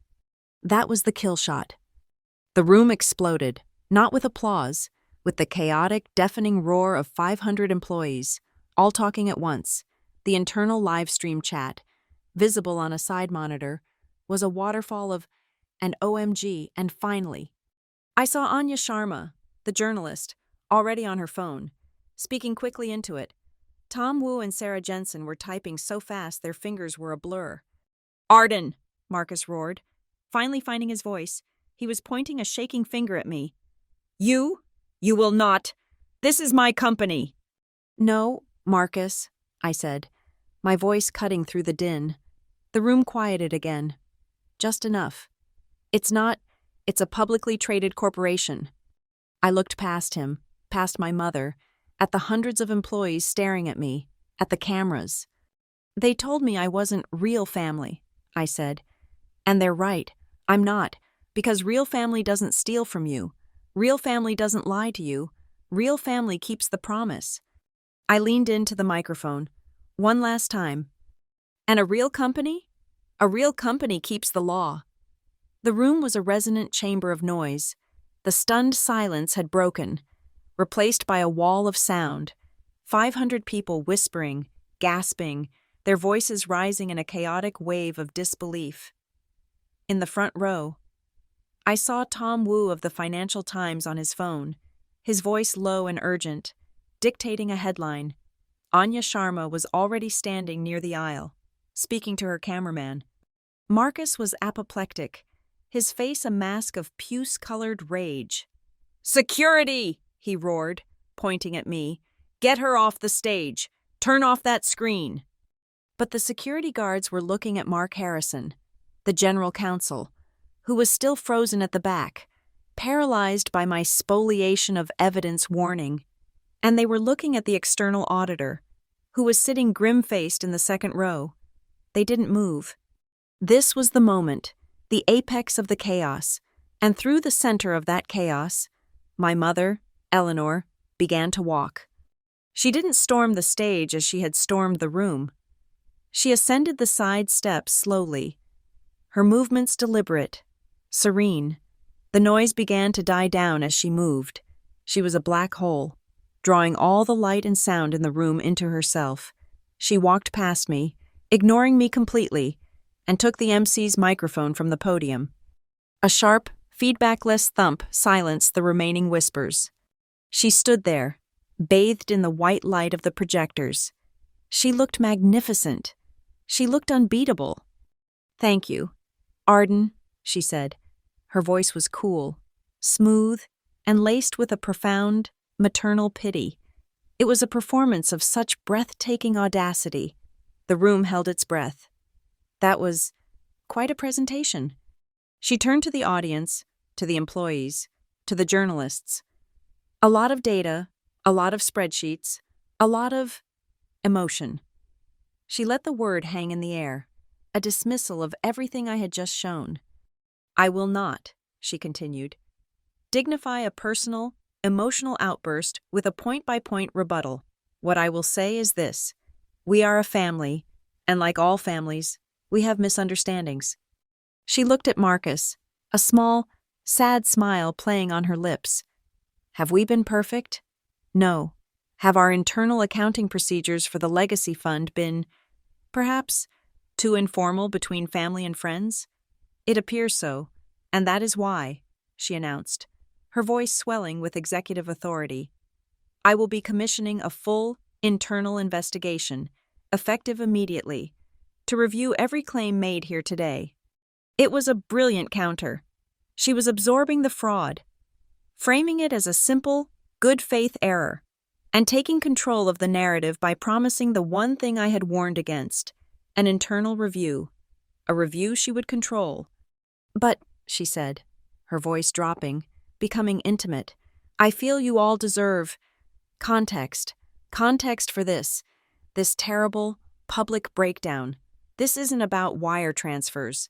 This is about pain." She looked at me.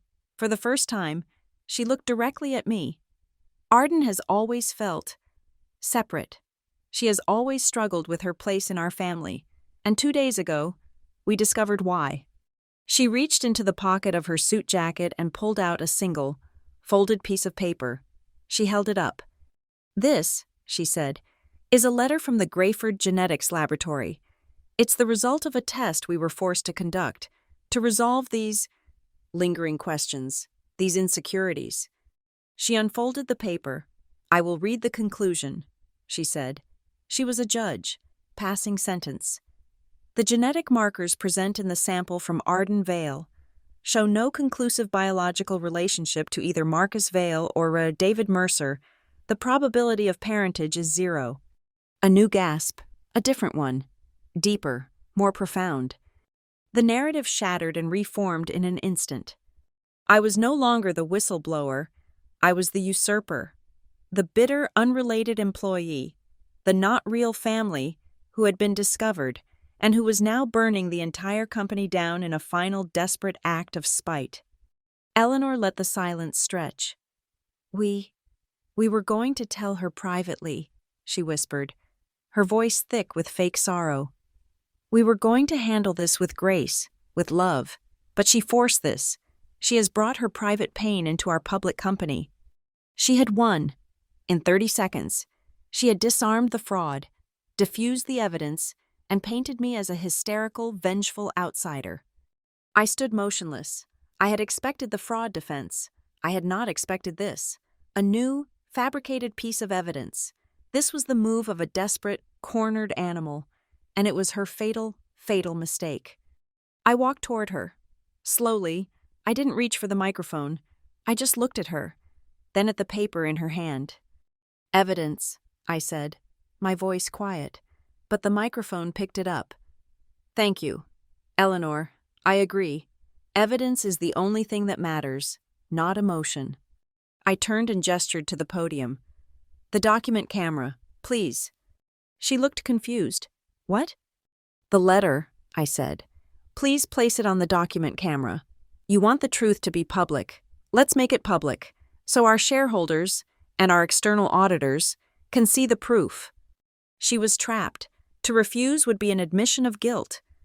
Her calm composure flickered. She looked at the camera, then at me. With a stiff, angry movement, she marched to the podium and slapped the paper down. The image flared to life on the 40-foot screen. Grayford Genetics Laboratory, a block of technical jargon, and a signature at the bottom, Dr. Alistair Finch. I looked at it. The entire room was staring at the signature. Dr. Alistair Finch, I said, reading the name. His signature, it's very precise. I turned to my mother. In fact, it's identical to the elegant script font your assistant, Trish, uses for the gala invitations, isn't it? A murmur rippled through the crowd. Eleanor's face tightened. That's absurd. Is it? This is a physical copy, I said. But in a modern investigation, we check the digital original, the PDF. Mark, I called out to the general counsel, who was trying to blend into the wall at the back of the room. You must have the original PDF of this letter, correct? The one the lab sent you? The one you provided to Ms. Vale? Mark Harrison turned a shade of white I had never seen in a living human. He knew. He stammered. It's fine. I'll find it, I said. I walked past my mother, to the tech laptop at the podium. My administrative access was still active. Since this is now an active investigation, I said, my fingers flying across the keyboard, I'm searching the executive server for the file. Ah, here it is. I opened the file properties. I dragged the small, gray metadata window to the center of the 40-foot screen. File. Finch letter. Final. PDF. Author, M. Harrison, created, October 23, 2025, 11:58:43. PM, last saved, by E. Vale, admin exec. Computer, GC executive, 02. The room was silent. I translated for them. This document, I said, pointing to the screen, was authored by our general counsel, Mark Harrison. It was created 2 days ago, at midnight, on his office computer. It was last saved by my mother. This is not a letter from a genetics lab. This is a forged document, created on our own servers, in a panicked, late-night attempt to discredit a whistleblower.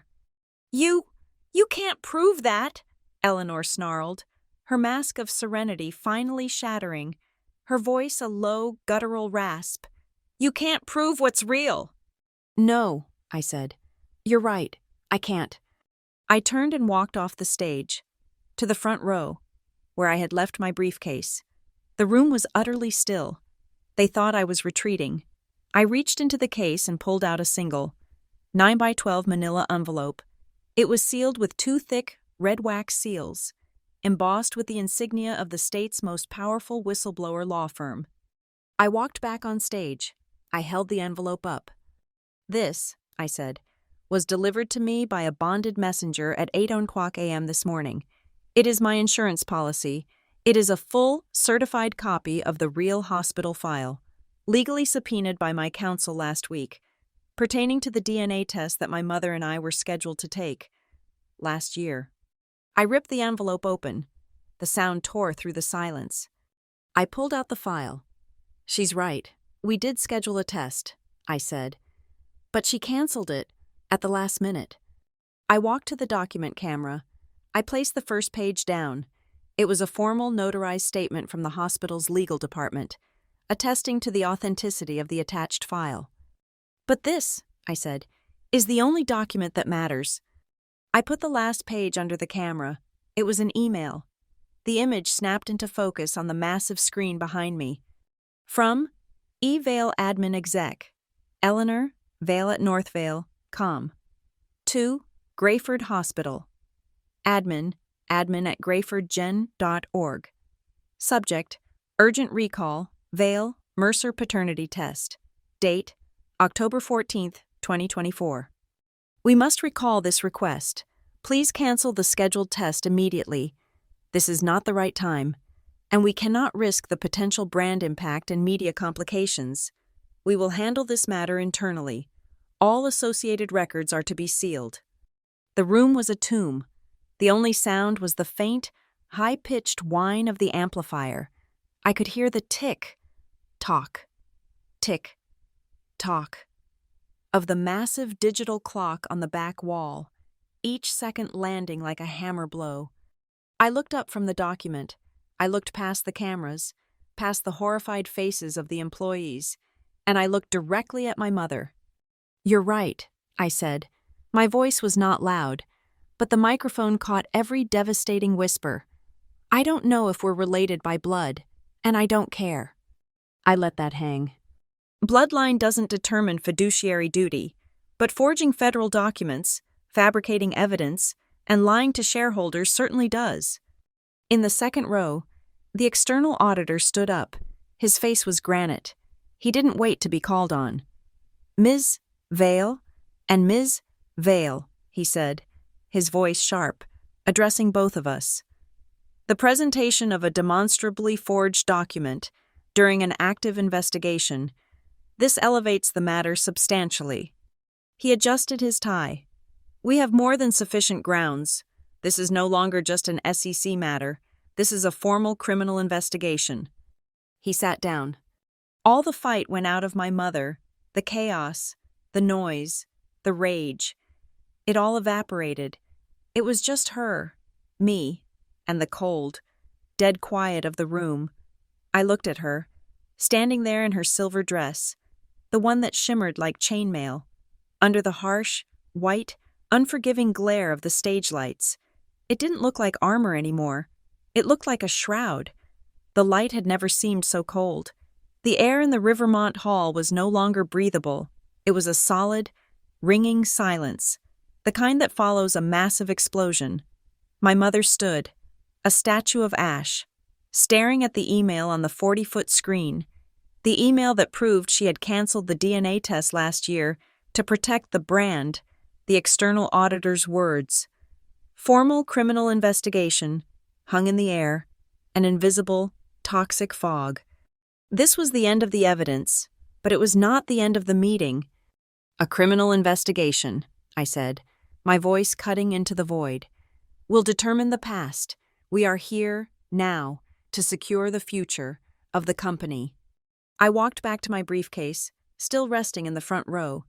The journalists, Jensen and Wu, didn't look at me. They were just typing as if their lives depended on it. I bypassed the red-sealed envelope I had already opened. I reached in and pulled out a second one. This one was different. It was not a 9x12 manila envelope. It was a long, heavy, cream-colored business envelope, bearing the embossed insignia of a law firm I had never hired, my father's law firm. It was sealed with a single dark blue wax seal. I returned to the podium. I held the envelope up for the camera to see. "This is not a document I subpoenaed," I said. "This is a letter I received on my 30th birthday, 2 years ago. It was delivered by courier, as stipulated by its author, who died 30 years ago. It is from David Mercer, my father." The room, somehow, became quieter. Eleanor's head snapped up, her eyes, deadened by defeat, flashing with a new, sudden, animal panic. "This document," I continued, "is the central, controlling instrument of the David Mercer Legacy Trust, the legal entity that holds my father's original, foundational shares in this company, the shares that were a non-negotiable condition of the Northvale merger." I did not open it. This is not a matter of family. This is a matter of contract law. I had hoped to never invoke this, but the events of the past week have triggered a specific, non-negotiable clause. I am not the only person who was invited to this Compliance Day meeting. I looked to the third row, on the aisle. "Mr. Kincaid, are you present?" A tall, thin man in his late 60s, with a shock of white hair and a face that looked carved from granite, stood up. He was holding an identical blue-sealed envelope. He was the senior partner of my father's law firm, the executor of his estate. "I am Ms. Vale." His voice was a dry, powerful baritone that needed no microphone. "Mr. Kincaid," I said, "as the executor of the Mercer Trust, can you please confirm the document you are holding?" He opened his envelope and pulled out the contents. This is the primary proxy directive of the David Mercer Legacy Trust, registered with the state of Delaware and bound to the original articles of the Northvale and Company merger. I am here to attest to its authenticity and, if necessary, to execute its terms." Eleanor lunged forward. This is theater. You have no standing. The trust is administered by us." "That," Mr. Kincaid said, his voice cutting her off with the finality of a gavel, "is a common misperception. The Vale family administers the financial distributions. My firm, as executor, administers the voting rights and fiduciary conditions. You were, I'm afraid, simply the fund managers." He walked to the podium and placed his document under the camera. Next to my mother's forged DNA letter, the contrast, his heavy, watermarked, ribbon-bound legal document versus her flimsy laser-printed lie, was devastating. "Please," I said, "read the activation clause, Section 4, Subclause E." Mr. Kincaid adjusted his glasses. He read, his voice filling the auditorium, every syllable a nail in the coffin. "Subclause E, the springing proxy," he began. "In the event that the primary beneficiary of the trust, that is you, Ms. Vale, is subjected to a clear and demonstrable act of corporate malfeasance, fraud, or intentional exclusion by the founding family, defined herein as Eleanor and Marcus Vale, for the express purpose of media management, brand narrative, or reputational enhancement." He paused, letting the words sink in. He looked up at the screen, at my slide Exhibit D, the erasure, the photoshopped image of the family. He looked at Exhibit A, the not real family text. He nodded, then continued reading. "Then upon public verification of such an act, all voting rights associated with the Mercer Trust, constituting 28% of the company's total voting stock, shall be immediately and temporarily transferred from the administrative proxy of Eleanor Vale to the primary beneficiary, Arden Vale. This transfer of power is absolute and remains in effect for a period of 18 months in order to protect the integrity of the company and the honor of the beneficiary." He looked up. "This document is digitally time-stamped, biometrically sealed, and its authentication codes are cross-registered with the corporate charter. It is, in my professional opinion, the single most ironclad legal directive I have ever encountered. The conditions for its activation have been catastrophically met, in public, on a live video feed." He stepped back from the podium. The power had shifted. It was no longer a plea, it was a fact. The 28% I now controlled, combined with the 12% of my own executive shares, gave me 40% of the company. It was the controlling block. Eleanor knew it. Marcus knew it. He was no longer red. He was gray. I stepped back to the microphone. My hands were not shaking. I felt nothing. Just the cold, clean certainty of a practical mind executing a procedure. Per the terms of the Mercer Trust, as read by Mr. Kincaid, A transfer of power has occurred, I said. As I now hold the controlling voting rights for North Vale County, I am calling an emergency shareholder vote, effective immediately, as permitted by the bylaws. I looked at the independent directors, at the auditor, at the employees. This meeting is now a formal meeting of the shareholders. The record is active. The live stream is the minutes. I raised my right hand. On the matter of the current executive leadership, Resolution 1, an immediate, indefinite suspension from all duties, titles, and access, pending the results of the criminal investigation for CEO Eleanor Vale. My mother stared at me, her mouth open, a silent scream. I vote aye, I said, my voice sharp. The ayes have it. The resolution passes. Resolution 2, an immediate, indefinite suspension from all duties, titles, and access for Chairman Marcus Vale. Marcus lunged, but two security guards, finally understanding where the real power lay, stepped in front of him. I vote aye, I said. The ayes have it. The resolution passes.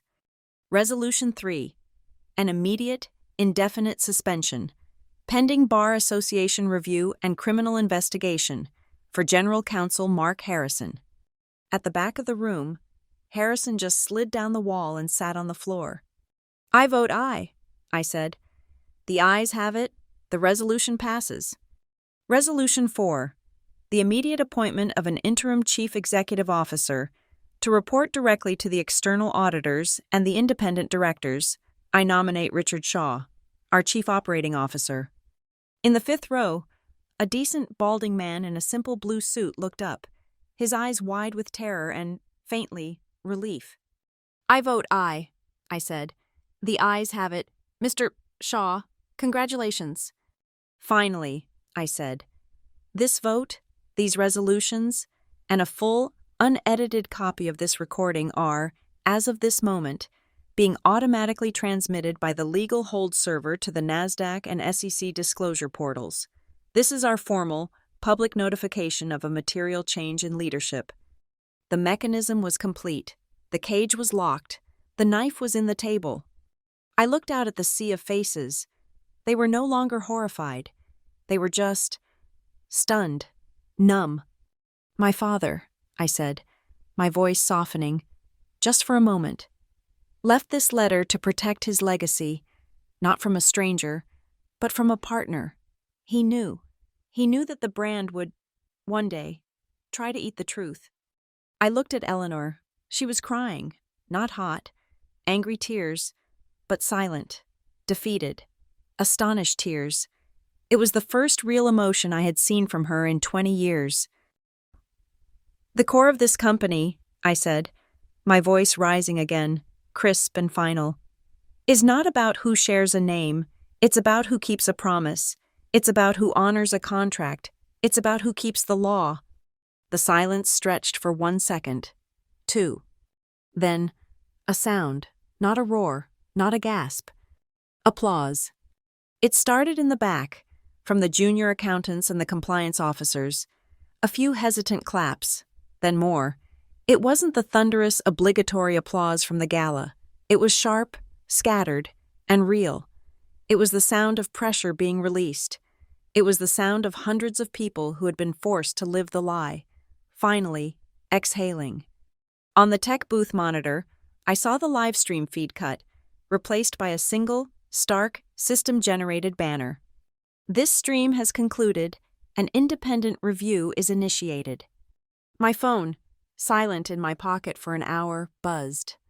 I pulled it out. One last text message, from Emily. You won. I looked at her text. I looked at the ruin of my family in the front aisle. I looked at the employees, standing, clapping, looking at me with a terrifying mixture of awe and hope. I typed my reply. No, we just started fixing it. The applause was a strange, brittle sound. It wasn't a celebration. It was a release of pressure, a collective exhalation. It was the sound of 500 people realizing they could finally breathe. It lasted 10 seconds, then sputtered into an awkward, profound silence. The auditorium was a frozen tableau. Employees stood, Unsure whether to sit, leave, or speak, in the front row, the journalists were already gone, slipping out the side exits the moment the live stream cut, racing to file their stories. Marcus was white-faced, immobilized by the security guards. Eleanor was just standing. The fight had left her, leaving a hollow, porcelain shell. She was staring at the empty blue screen behind me, as if she could still see the email that had condemned her. I walked to the podium. Richard Shaw, the newly minted interim COO, was looking at me, his eyes wide with a terror I recognized as the burden of sudden, unwanted power. Mr. Kincaid, my father's lawyer, and Mr. Chen, the auditor, were already packing their briefcases, their work here done, their real work just beginning. I tapped the microphone. The thump was loud in the quiet. "This meeting is concluded," I announced, my voice echoing slightly. "Please return to your workstations. Mr. Shaw, Mr. Kincaid, Mr. Chen, the 34th floor boardroom, now." I walked off the stage. I did not look at Eleanor or Marcus. I passed Mark Harrison, who was still slumped against the wall, his tie undone, looking like a man who had just seen his own ghost. "Mark," I said quietly, "Mr. Kincaid's associates will meet you in the lobby.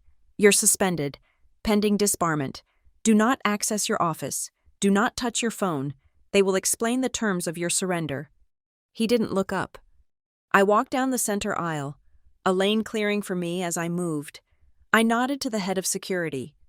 "Their access is revoked. Please escort Mr. and Miss Vale from the building. This is not an arrest. It is a termination of access." Quietly. He nodded. "Yes, Ms. Vale." I watched them turn, 2 security guards flanking them, and begin the long walk to the lobby. It was not a perp walk. There were no cuffs, no shouting. It was a quiet, sterile, administrative procedure. It was the system error from this morning, made permanent. As they reached the atrium, a figure darted from behind a pillar. Emily. Her face was pale, streaked with tears, her eyes frantic. She didn't run to our mother. She ran to me. "Arden," she choked out, grabbing my arm. I stopped. "Arden, what? Is this real?" "Yes," I said. She looked past me, at Eleanor, who was being guided, unresisting, toward the massive glass front doors. Are we still family?" she whispered, her voice breaking. I looked at her, my half-sister, the symbol, the one who had been willing to accept my stolen inheritance, the one who had texted me to be quiet and take the money. She wasn't a co-conspirator. She was just weak. "That's up to you." "Emily," I said. My voice was not cold, just clear. "If you want to be, but not like this, not by hiding, not by lying, not by forgery." She flinched at the last word. She understood my text message. "You have to choose," I said. "You can go with her, or you can stay here and talk to Mr. Chen about that car loan." She looked at our mother, a diminishing figure in the sunlit lobby. Then she looked at me. She didn't move.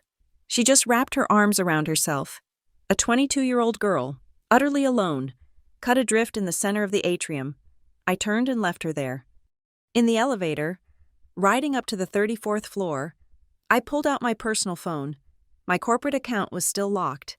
My personal inbox, however, was exploding, not with news alerts, with internal emails, forwarded to my private address by people I didn't even know. From J. Rivas. Legal. Subject, holy, shit, body. I have the full, unredacted Pine & Sons invoice file ready for Mr. Chen. Thank you, Arden. Thank you for finally saying it. From Marketing Dept Internal. Subject, thank you, body. A group of us in marketing.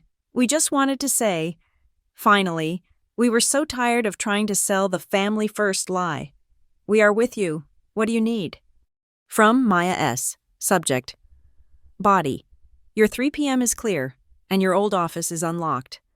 We exited the elevator on the 15th floor atrium level to cross to the executive tower. As we walked, I saw it, the 20-foot wide slogan, vinyl graphed onto the main atrium wall. Family is the foundation of Northvale & Co., the line from the gala slide. 2 facilities workers were on ladders, a heat gun in one hand, scrapers in the other. They were peeling the massive letters off, one by one. Family is the foe. One of the workers nodded to me. New work order, Ms. Vale, came down from comms the minute the stream cut. All family branding to be removed from all properties by end of day. Behind the peeling letters, the wall was just a blank, sterile, institutional white. We arrived on the 34th floor. The executive sanctum. It was dead quiet. The air, which had always crackled with Eleanor's nervous energy, was still. Her office door was closed. I walked into the boardroom, 34A, the glass box where they had tried to trap me this morning. It was now my command center. Kincaid, Chen, and the newly promoted Javier Rivas were already at the table. Laptops open, a stack of files was growing in the center. "The legal hold is absolute," Javier said, not looking up from his screen. "All admin-level accounts for E. Vale, M. Vale, and M. Harrison are locked, archived, and firewalled. We've given their personal lawyers a 48-hour window to retrieve non-company personal data under our supervision. Then the archives are turned over to the SEC. My phone buzzed. Maya, my new assistant, was forwarding me calls. Call, Dear, Children's Hospital Fund. Call, Grayford Museum of Art. Call, State Philanthropic Board. They've seen the news, Maya said, her voice hushed, standing in the doorway. The Legacy Fund articles. They are all, and I quote, formally requesting an immediate audit and a clawback of funds. I looked at Mr. Chen, the auditor. He nodded grimly. Tell them, I said to Maya, that their concern is our concern.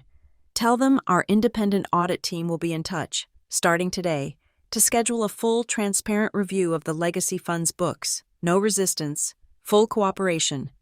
Maya smiled. Yes, ma'am. She paused, then placed a single sheet of paper in front of me. This also came up from legal, from Javier. It's ready for your signature. I read it. It was a formal letter, drafted on my new letterhead. 2. The employees of Northvale & Co. Subject: the formation of the Interim Ethics and Oversight Committee.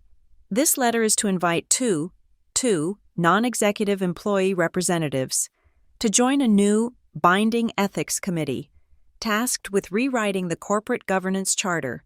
Nominations are open, effective immediately. It was the first step, the first promise. I picked up the pen from the table. It was the heavy gold-plated Mont Blanc, the one Harrison had pushed at me this morning, the one I was supposed to use to sign my confession. I uncapped it. I signed my name at the bottom. Arden Vale, interim chairwoman and head of ethics. The work in the room was already humming. Kincaid was on the phone with the stock exchange, stabilizing the narrative. Chen was directing his team of forensic accountants. Shaw was in the next room, holding a company-wide call, his voice shaking but steady. The machine was already repairing itself. I stood up. I'll be in my office, I said. They nodded, the work proceeding without me.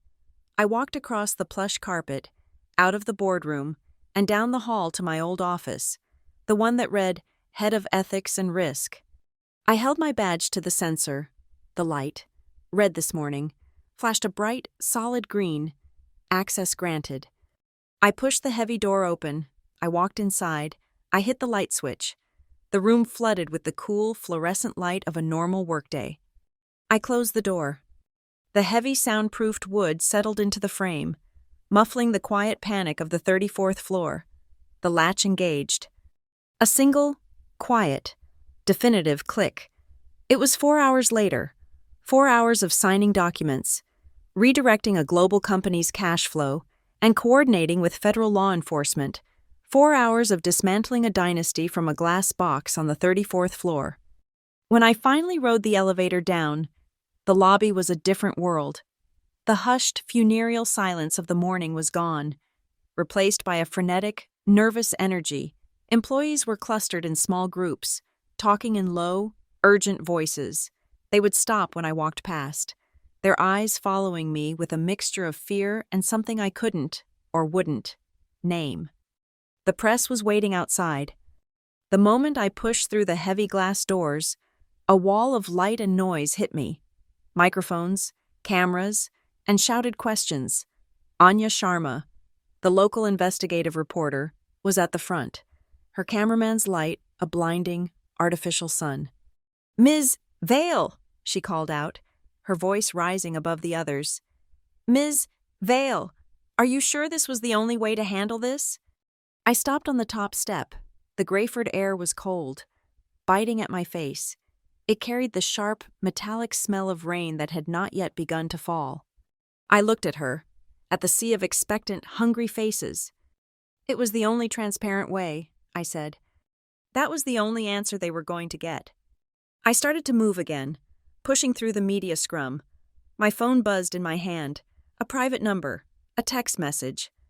It was from her, the last one. "You made a mistake." I stared at the glowing white text. It wasn't an apology.